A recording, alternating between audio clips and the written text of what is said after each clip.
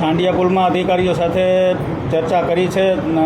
થોડોક જ દિવસનું કામ બાકી છે. એમનો ફાઇનલ રિપોર્ટ આવી જાય કામનો, પાછા એકવાર અમે વિઝિટ કરવા જવાના છીએ અને વિઝિટ કર્યાના થોડાક જ દિવસમાં સાંડિયા પુલનું ખાતમુહૂર્ત થઈ જાય, લોકાર્પણ થઈ જશે.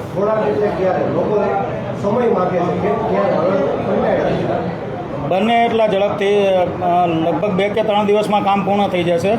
ફાઇનલ એક વિઝિટ કરી અને એના પછીના વધીને 1 કે 2 દિવસમાં લોકાર્પણ થઈ જશે.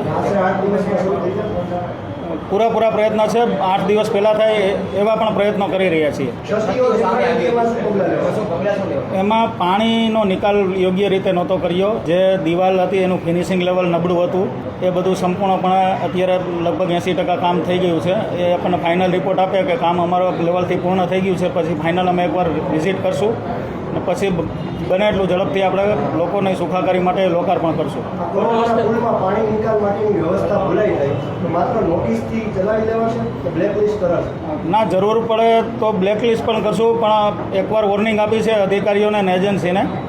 જરૂર પડે આગામી દિવસોમાં શિક્ષાત્મક પગલાં પણ લેશું. પેમેન્ટ કાપશો પ્રજાના પૈસા? 100%. કોના હાથે લોકાર્પણ કરાવશે?